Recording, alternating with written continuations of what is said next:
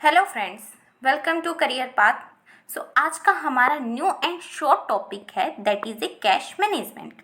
हमें यहाँ पे जैसे आपने प्रीवियस लेक्चर्स में देखा होगा, हमने वर्किंग कैपिटल मैनेजमेंट पढ़ा था, उसके बाद में हमने डेटर्स मैनेजमेंट पढ़ा था एंड आज हमारे पास टॉपिक कौन सा आया है, कैश मैनेजमेंट। ये आपने working capital management, debtor management और कैश मैनेजमेंट, ये शॉर्ट टॉपिक्स हैं, ठीक है। एंड आज हम पढ़ेंगे अपना कैश मैनेजमेंट। कैश मैनेजमेंट मतलब इट मीन्स हमें क्या करना है, कैश का ऑप्टिमम यूटिलाइजेशन करना है। ओके मतलब हमें कैश को इस तरीके से यूटिलाइजेशन करना है कि ना तो हमारे पास शॉर्टेज आए और ना ही हमारे पास जो है सरप्लस आए। ओके क्योंकि कैश मैनेजमेंट भी तो एक इम्पॉर्टेंट टर्म होती है बिजनेस में।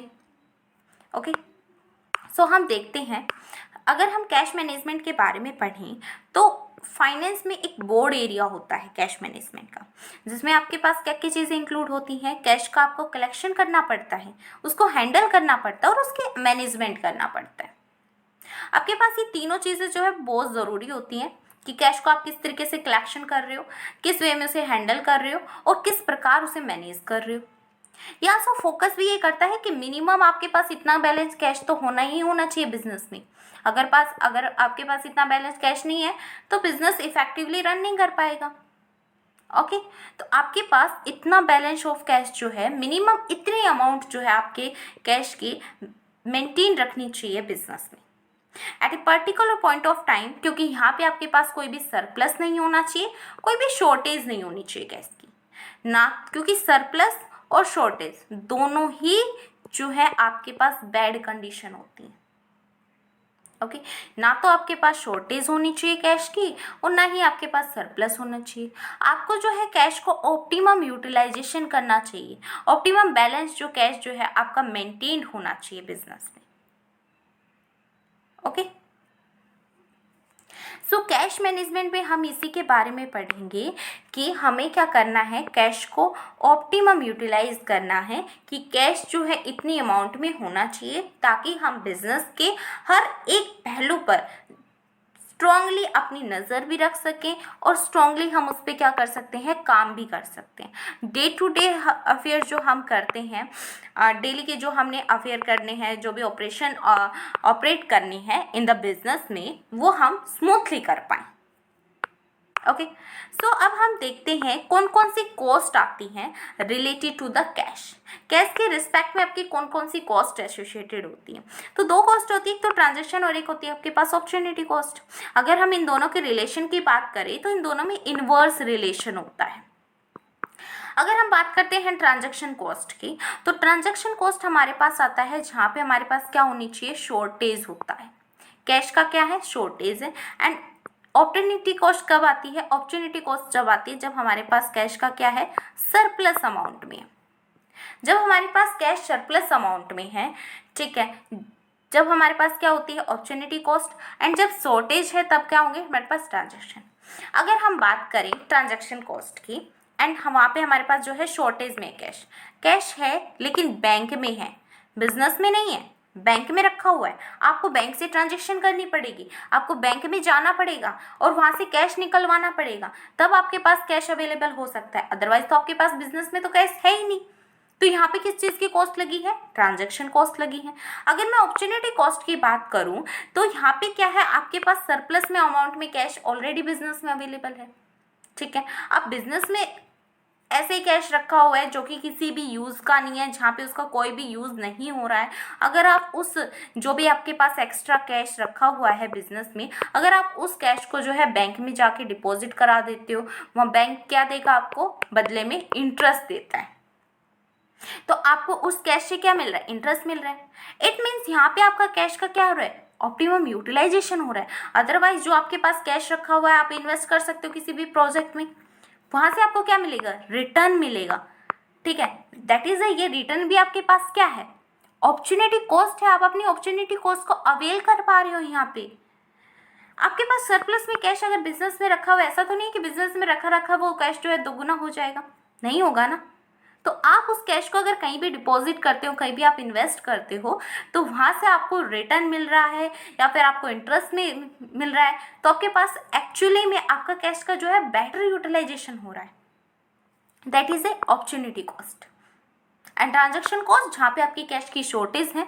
आप जो है कैश की शॉर्टेज होने की वजह से आप अपने जो डेली के जो भी डेली के ऑपरेशंस है उसको फुलफिल नहीं कर पा रहे हो, या फिर इतनी इफेक्टिवली आप उसका यूज़ नहीं कर पा रहे हो, तो उसके लिए आपको जो है बैंक में जाना पड़ेगा और वहाँ से कैश को विड्रॉल कराना पड़ेगा।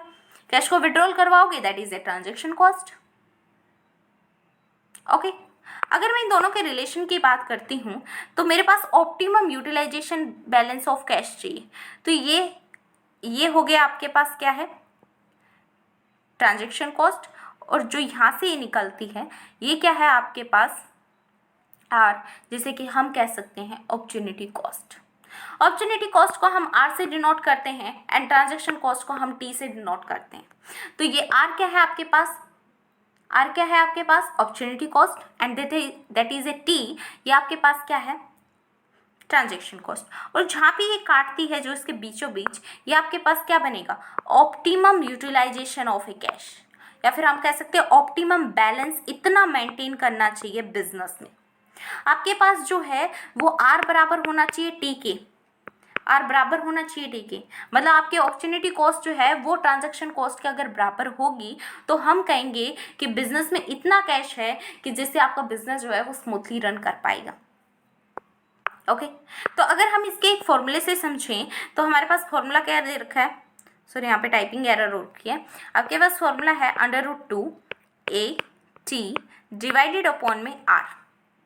ओके, ए मीन्स क्या होता है, एनुअल, कि आपको एनुअल कैश की कितनी ज़रूरत है, एनुअल रिक्वायरमेंट कितनी है बिजनेस में कैश की। आपको पूरे एक साल के 12 मंथ्स होते हैं आपकी, ठीक है, उस 12 मंथ में आपको एनुअल कैश की कितनी ज़रूरत है और पर मंथ आपको कितनी कैश की ज़रूरत हो रही है, तो वो चीज़ क्या निकलेगी, यहाँ पे होगी टी से आपकी ट्रांजेक्शन कॉस्ट और आर से क्या हो गई, अपॉर्चुनिटी कॉस्ट। तो √TAT डिवाइड बाई आर, ये किसका फॉर्मूला है, ये फॉर्मूला है आपके पास ऑप्टिमम बैलेंस ऑफ कैश निकालने का फॉर्मूला है। I hope that clear.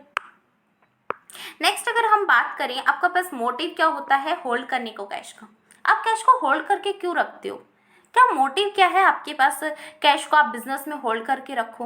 तो फर्स्ट मोटिव होता है आपके पास ट्रांजैक्शन मोटिव, क्योंकि हम ट्रांजैक्शन करते हैं डेली के, जो हमारे पास डे टू डे जो भी हमारे पास अफेयर्स जो हम कंडक्ट कराते हैं ताकि बिजनेस जो है वो अच्छे से चल पाए, बिजनेस स्मूथली चलाने के लिए हमें कैश की रिक्वायरमेंट्स होती हैं जो कि डे टू डे बेसिस पे होती हैं। लाइक आपको सैलरी देनी है, रेंट की पेमेंट करनी है, रॉ मटेरियल की ज़रूरत है, तो रॉ मटेरियल आप सप्लायर से आपको फ्री में तो दे ही नहीं देगा, तो उसके लिए आपके पास क्या होना चाहिए, कैश होना चाहिए, ठीक है। विदाउट कैश जो है वो आपको रॉ मटेरियल नहीं लगाएगा। अगर आपको रॉ मटेरियल नहीं मिला है तो आपकी लेबर जो है वो खाली बैठी हुई है, ठीक है, लेबर कोई काम नहीं करेगी, लेबर काम नहीं कर रही है, आपका मैन्युफैक्चरिंग नहीं होगा, मैन्युफैक्चरिंग नहीं होगा तो आप सेल क्या करोगे, सेल नहीं होगा तो आपका बिजनेस जो है वो क्लोज हो जाएगा, ठीक है।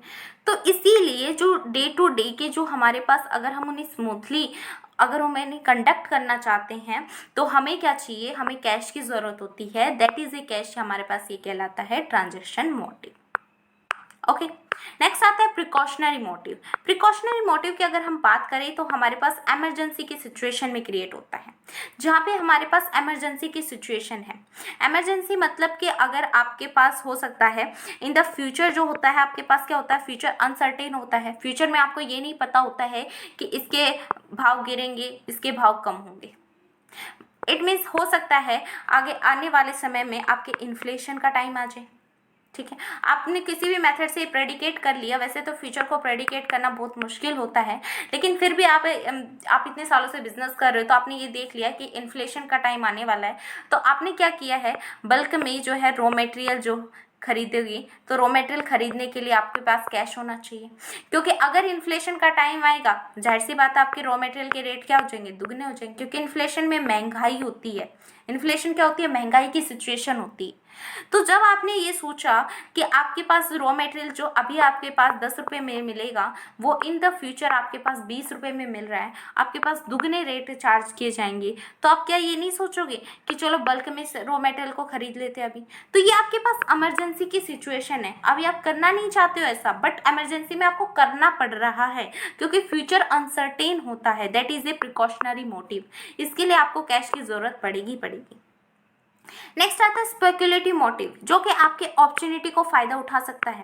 अगर कोई भी मार्केट में आपको अपॉर्चुनिटी मिल रही है, ठीक है, मार्केट में आपको अपॉर्चुनिटी मिल रही है, लाइक आपके मशीनरी की कोई अपॉर्चुनिटी मिल रही है, आपके जो अभी अगर आप मशीनरी खरीद रहे हो तो वो 10 लाख रुपए में मिल जाएगी। अगर इन द फ्यूचर अगर आप जाके खरीदोगे, ये सिर्फ टाइम पीरियड के लिए, ये सिर्फ आपके लिए सिर्फ जैसे 5 दिन के लिए ऑफर आया है, ठीक है, तो अगर आप खरीद रहे हो तो 10 लाख में मिलेगी। आगे कभी खरीदोगे तो यही मशीन जो है वो कितने में मिलेगी, 20 लाख रुपए में मिल रही है। तो यहाँ पे मतलब क्या चीज़ है, यहाँ पे आपको जो है अपॉर्चुनिटी है ये आपके पास। अगर आप 5 दिन में खरीद लो, आपको ज़रूरत तो है ही, अगर आप इसे खरीद लोगे तो जाहिर सी बात अभी आपको 10 लाख रुपए में मिल रही है, आगे आपको 20 लाख रुपए में मिलेगी। आपके पास कैश होगा तभी तो आप इस अपॉर्चुनिटी को अवेल कर पाओगे, अब तभी तो आप इस अपॉर्चुनिटी का फ़ायदा उठा पाओगे। दैट इज क्या होता है, यहाँ पे स्पेकुलेटिव मोटिव होता है, स्पेकुलेशन, जहाँ पे आप शॉर्ट टाइम्स में जो है बहुत बड़ा गेन कर जाते हो। नेक्स्ट बात करते हैं फ्लोट। फ्लोट क्या होता है? फ्लोट होता है आपकी जो कैश साइकिल होती है ना, कैश जो साइकिल होती है उसको, उसकी लेंथ को जो है कम करना, ये क्या कहलाता है, आपका फ्लोट कहलाता है। कैश साइकिल का अगर हम बात करें, मान लो सैलरी, ठीक है, सैलरी देते हैं हम लेबर को हमने सैलरी देते हैं, ठीक है, मान लो आपको सैलरी मिली है चेक के फॉर्म में, ठीक है। अब आप क्या करोगे, इस चेक को बैंक में जाओगे, वहाँ पे आप डिपॉजिट कराओगे, बैंक जो है डिपॉजिट करेगा एंड उसे क्लियर होने में चेक को जो है 2 दिन लगेंगे। उसके बाद में आपके बैंक में जो है पैसे आएंगे, ठीक है, पैसे आने के बाद में आप उसे क्या कर सकते हो, विड्रॉल करा सकते हो। तो इतना ज़्यादा हो रहा है, मतलब यहाँ से चेक स्टार्ट हुआ था और यहाँ पे आपका विड्रॉल हो रहा है, ठीक है। इट मीन्स आपको इतना बड़ी जो साइकिल है, इट मीन्स जो आपकी ये जो साइकिल है, इस साइकिल को ही आपको क्या करना है, रिड्यूस करना है। तो जब इस साइकिल को रिड्यूस करोगे, दैट इज मीन्स क्या कहलाता है, फ्लोट कहलाता है। मान लो अगर आपके पास जो सैलरी आपको 1 तारीख में मिलनी थी, 3 तारीख आपके एक्स्ट्रा लगे चेक वैक को डिपॉजिट कराने में, फिजिकली आपको चेक आपके पास लाने में, तो आपके पास 3 दिन का समय लगा। 1 तारीख को जहाँ पे आपके चेक क्लियर होना था वहाँ पे आपके 4 दिन में चेक क्लियर हो रहा। 1 तारीख को जो आपकी सैलरी मिली थी 4 तारीख को मिली है, तो 3 तारीख जो बीच में आपके पास चले गए, इसी टाइम को हम क्या कहते हैं, फ्लोट कहते हैं, ठीक है। जो आपका ये टाइम लगता है ना, इसी को फ्लोट कहते हैं। और फ्लोट में क्या होता है, आपकी जो लेंथ होती है उसको रिड्यूस करना ही क्या कहलाता है, फ्लोट कहलाता है। Okay, clear. आगे अगर हम देखें टाइप ऑफ फ्लोट, ठीक है, तो हमारे पास फर्स्ट है हमारे पास डिसबर्समेंट फ्लोट, ठीक है। डिसबर्समेंट आपके पास किसके बारे में बताता है, पेमेंट के बारे में बताता है, ठीक है। तो यहाँ पे अगर हम इक्वेशन देखें तो हमारे पास एक होता है हमारे पास बुक बैलेंस और एक होता है हमारे पास बैंक बैलेंस। मतलब कि अगर हम बात करें कि बुक में, अकाउंट ऑफ बुक में हमारे पास कितने पैसे हैं और बैंक में हमारे पास कितने पैसे हैं, तो अगर हमें यहाँ पे क्या करनी है, पेमेंट करनी है, ठीक है, पेमेंट करनी है। मान लो आपको किसको पेमेंट करनी है, सप्लायर को पेमेंट करनी है। तो अगर आपको सप्लायर को पेमेंट करनी है तो आप क्या दोगे, सप्लायर को चेक दोगे काट के, ठीक है। आपने चेक काट के दिया सप्लायर को, तो जब आपने चेक काट के दिया, आपने ट्रांजैक्शन करी होगी कि आपने जो है सप्लायर को जो है पैसे दे दिए हैं, ठीक है। तो आपका जो बुक में जो कैश होगा क्या वो डिक्रीज नहीं हो जाएगा, कम हो जाएगा ना, क्योंकि आपने यहाँ पे चेक की ट्रांजैक्शन कर दी है। क्या आपके बैंक से जो है वो पैसे चले गए हैं, नहीं, बैंक से पैसे कब जाएंगे, 3 दिन के बाद में। तो मतलब कि अभी आपके बैंक में जो उतने पैसे ही हैं जितने पैसे थे, ठीक है, बैंक पे कांस्टेंट है, बैंक में कोई फर्क नहीं पड़ा अभी से। बैंक में कब पैसे कटेंगे, जब आपके पास जो है पैसे जो है सप्लायर को मिल जाएंगे, तब बैंक से जो पैसे हैं वो डिक्रीज हो जाएंगे। लेकिन अभी जो है वो बैंक में पैसे उतने ही हैं, तो मैं कह सकती हूँ ना कि मेरा पास जो बुक बैलेंस है वो मेरे पास कम हो गया है, किससे, बैंक बैलेंस से, ठीक है। और होता क्या है फ्लोट में, बुक बैलेंस बराबर बैंक बैलेंस होना चाहिए, लेकिन हमारे पास क्या हो रहा है, लेकिन बुक बैलेंस जो है, बुक में जो है हमने कैश का ट्रांजैक्शन करी, इसलिए हमने जो है हमारे पास जो पैसा चला गया, हम मानते हैं कि हमारी बुक में से पैसा चला गया है, लेकिन क्या बैंक में से जो गया है? नहीं गया है। तो हम मानेंगे ना बुक बैलेंस जो है वो कम हो गई है बैंक बैलेंस से। ओके, नेक्स्ट अगर हम बात करें कलेक्शन मेथड, ठीक है, कलेक्शन मेथड की अगर हम बात करते हैं, कलेक्शन मेथड आपके पास बताता है कि रिसिप्ट के बारे में, ठीक है। जब आप जो है पेमेंट, एक तो डिसबर्समेंट क्या बताता है कि आपकी पेमेंट करनी है, कलेक्शन बताता है जब आपने रिसिप्ट लेनी है। मान लो आपने उधार में माल बेचा, आपके डेटर्स, ठीक है, डेटर्स से आपको पेमेंट हुई है, ठीक है, डेटर्स ने आपको पेमेंट करी है, दैट इज इट मीन्स आपके पास क्या हुआ है? रिसिप्ट हुआ है, क्या? कैश, ठीक है। आपको क्या है? कैश मिला है आपके पास, ठीक है। यहाँ पे कैश की जगह पे आपको क्या मिला है? चेक मिला है। कैश नहीं मिला है फिजिकल फॉर्म में, यहाँ पे आपको चेक मिला है, रिसिप्ट हुई है, ठीक है। तो आपको जब चेक मिला है, ठीक है, क्या ये आपका चेक जो है वो क्लियर हो चुका है? चेक आपको मिला है, ठीक है, आपको चेक मिलेगा, आप उसे बैंक में डाल के आओगे, ठीक है। जब बैंक में पैसे आ जाएंगे तभी तो आप मानोगे कि आपको पैसे मिल गए हैं, या फिर ऐसे मान लोगे कि हाँ भाई मेरे को मिल गए हैं, हो सकता है आगे जाके चेक जो है वो बाउंस हो जाए। जरूरी थोड़ी ना कि चेक जो है आपका क्लियर ही क्लियर होगा, क्लियर ना भी हो, बहुत सारी इश्यूज आ सकते हैं इसे क्लियर करने में। तो हम ये नहीं मान के चलते हैं कि आपको जो चेक मिल गया है कि इसका मतलब आपके पास पैसे मिल गए, नहीं। जब तक कि आपके बैंक में पैसे नहीं आ जाते हम बुक में एंट्री नहीं करेंगे। बैंक में पहले पैसे दो, उसके बाद में हम बुक में एंट्री करेंगे। तो यहाँ पे जो बैंक में जब पैसे आएंगे तो बैंक का जो कैश है वो क्या होगा? बैंक में पैसे आएंगे तभी तो हम मानेंगे ना कि बुक में एंट्री हुई है। जब आपके पास आपने चेक किया तो आप ट्रांजैक्शन तो करोगे ही करोगे, और इसलिए बात है आप ट्रांजैक्शन करने से पीछे तो नहीं हटोगे, वरना उनके वे तो कहेंगे कि आपने ट्रांजैक्शन तो की ही नहीं है, ठीक है। फिर चेक चाहे आपका बाउंस ही क्यों ना हो जाए, लेकिन अगर आपका चेक यहाँ पे बाउंस होता है तो आपको फर्दर ट्रांजैक्शन भी करनी पड़ेगी। तो अगर हम जब ये ट्रांजैक्शन कर रहे हैं तो यहाँ पे हमारे पास बुक में तो जो है वो बढ़ गया, हमारे पास कैश, कैश बढ़ गया ना, लेकिन बैंक में अभी से हमारे पास पैसे नहीं आए हैं। बैंक में जब पैसे आ जाएंगे तब हम मानेंगे कि ये कलेक्शन हो गई हमारे पास, और उसके लिए हमें 3 दिन का टाइम लगेगा, ठीक है। तो यहाँ पे कंडीशन कहती है कि जो बुक बैलेंस है, क्योंकि उन्होंने हमसे चेक दे दिया है तो हम चेक की ट्रांजैक्शन करेंगे, इसलिए हमारे पास बुक बैलेंस का कैश जो है वो बढ़ गया है, लेकिन बैंक बैलेंस का कैश तो अभी भी कांस्टेंट ही है। वो तब बढ़ेगा जब हमारे पास जो है 3 दिन के बाद में हमारे पास कैश जब आ जाएगा। तो अगर हम एक चीज़ यहाँ पे देखें तो हम ये देखेंगे कि हमारा जो बैंक बैलेंस का जो कैश है उस पर कोई इफेक्ट नहीं पड़ रहा है, चाहे आप पेमेंट दो चाहे रिसिप्ट लो। कब फर्क पड़ेगा? जब आपने पेमेंट दे दी, इसका मतलब क्या है? आपके पास बुक बैलेंस क्या है? कम हो गया है। रिसिप्ट ले ली, बुक बैलेंस क्या है? बढ़ गया है। लेकिन बैंक में कब पैसे जाएंगे? जब ऑलरेडी इसकी पेमेंट हो चुकी है, 3 दिन बीत गए हैं, पेमेंट आपकी हो गई है, सप्लायर्स के पास जो है आपके पास पैसे आ गए हैं, तो बैंक बैलेंस का जो कैश है वो भी कम हो जाएगा।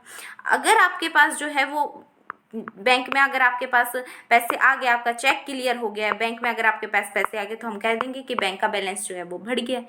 तो दैट इज ये मेथड है आपके पास डिसबर्समेंट का और कलेक्शन का। अगर हम नेट फ्लोट की बात करें कि नेट फ्लोट क्या होता है, अगर मैं डिसबर्समेंट में से कलेक्शन को माइनस कर दूं, ठीक है, इट मीन्स जितनी मेरे पास रिसिप्ट आई है उसमें से मैंने अगर पेमेंट को माइनस करना है, या फिर पेमेंट में से अगर मैं रिसिप्ट्स को माइनस कर दूं, ठीक है, तो मतलब फ्लोट होता है हमारे पास जब मैं डिसबर्समेंट में से कलेक्शन को माइनस कर देती हूँ। डिसबर्समेंट मतलब जितनी मेरे पास पेमेंट हुई है एंड उसमें से जितनी मैंने पेमेंट करी है उसमें से जितना मेरे पास कलेक्शन हुई है, रिसिप्ट हुई है, उसमें से जब मैं इसको माइनस कर देती हूँ, यहाँ पे मेरे पास निकल के आता है नेट फ्लोट मेरे पास कितना हुआ है, ठीक है। ओके, सो ये हमारा टॉपिक यहीं पे ख़त्म होता है। Thank you.